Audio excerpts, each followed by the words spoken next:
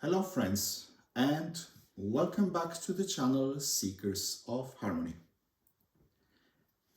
True to my promise, I will continue reading from my book Art of Awareness, which, as I told you in the previous chapter, it has been inspired by the arts of Aikido, Iaido, Qigong, and Zen. And since you have asked me to read some passages from my book, I decided to read the ones that I feel are most inspired by those arts, even though the whole book and my life is really influenced and inspired by those. So this time I will read a passage which is clearly inspired by the art of peace, Aikido. And to be honest with you, I had a little challenge because there were several passages that are clearly inspired by Aikido. I apologize if I pronounce something wrong. So the passage is called The Art of Not Fighting Back.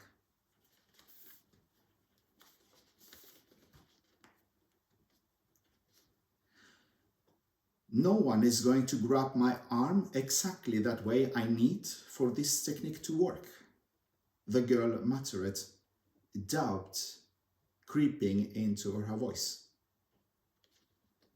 She was questioning not only Little Dragon's method of practice, but also the practicality of the technique in real-world scenarios. Unfazed, Little Dragon continued to hold her arm, his grip firm and unyielding. She glanced up at him, frustration flickering in her eyes as she realized her words hadn't swayed him. His expression remained calm and unreadable, as if waiting for her to uncover something on her own.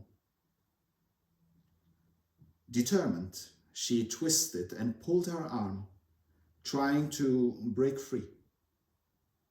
But the more she struggled, the tighter his hold became, as if her resistance was fueling it. Eventually she stopped, her breath heavy with exertion, confusion etched on her face.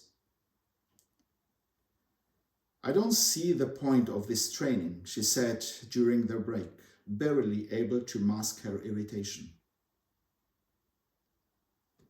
This practice isn't truly about defending yourself from an attacker, Little Dragon said gently. It's more about cultivating your response, both physically and emotionally, when things don't go your way. At your current level, you might not yet apply those techniques in real-life situations. That will come as your understanding matures, when your mind and body instinctively select the right technique at the right moment with perfect timing, positioning, and distance. He paused, letting his words sink in. Think of practicing those techniques as looking into a mirror. They reveal your natural instincts when you are challenged or provoked. The girl frowned, rubbing her wrist. I still don't see how getting frustrated helps me, she argued. Let's start with a simple truth. Our mind shapes how we experience the world, Little Dragon began. That experience is deeply connected to how our mind has been conditioned. If you can change how your mind responds to stress, you change how you interact with everything around you. By holding your arm and encouraging you to face my grip without resisting, I'm helping you rewire those responses. He paused again, his calm demeanor and the logic of his words intended to guide her understanding.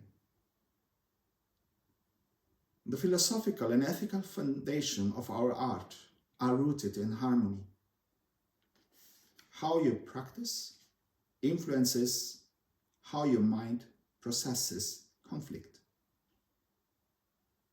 Over time, this training shifts your perspective, helping you develop a more peaceful relationship with life. The girl tilted her head, still skeptical. So, do all martial artists train like this?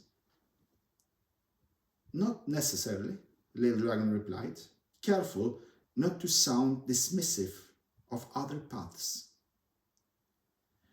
Everyone chooses their path based on their own goals. Some train to be stronger, faster, more skilled in combat.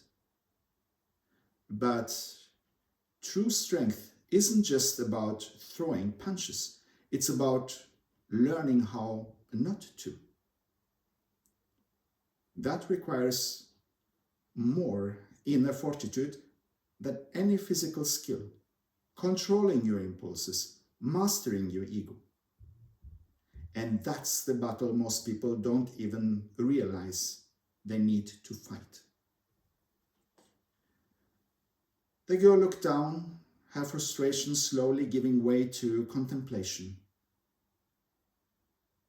I guess this kind of training wouldn't make sense to someone who just wants to be the best fighter.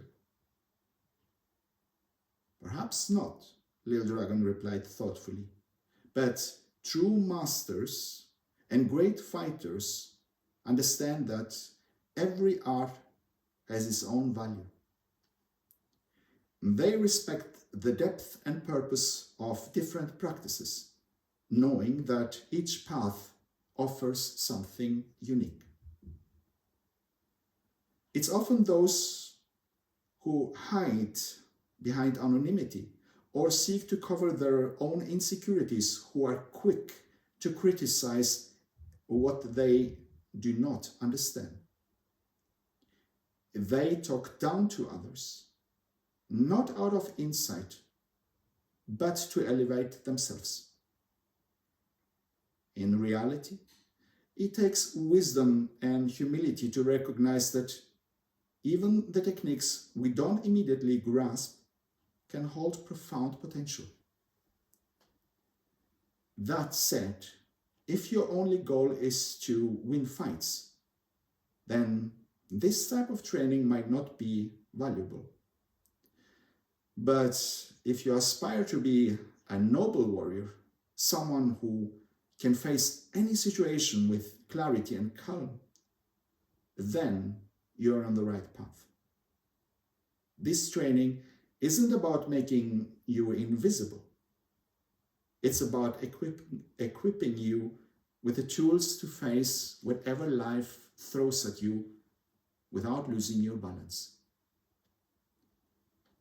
She sighed, feeling the weight of his words.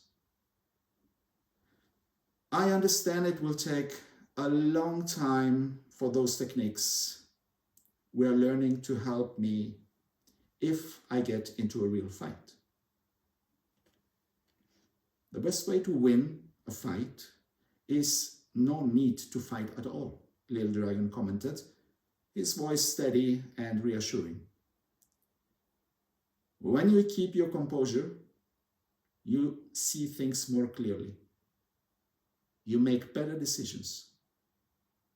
That's what this training is about. It's not about overpowering someone else. It's about not letting anyone overpower you, mentally, emotionally, or even physically. He stood up and offered her his hand. Come on, let's go back to it. As they resumed the practice, the girl approached their exercises with new attitude.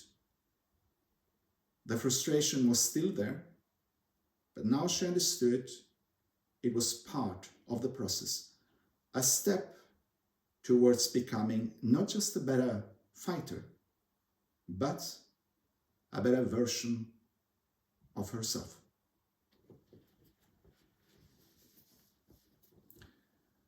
Thank you for your patience and listening. And for those of you who practice, I hope it resonates with your practice. My aim was to introduce the art of Aikido also to people who does not engage or practice martial arts, and to provide a deeper understanding of the value of this beautiful art. With this, I wish you a very pleasant evening, and I see you next time, where the passage will be all about Zen.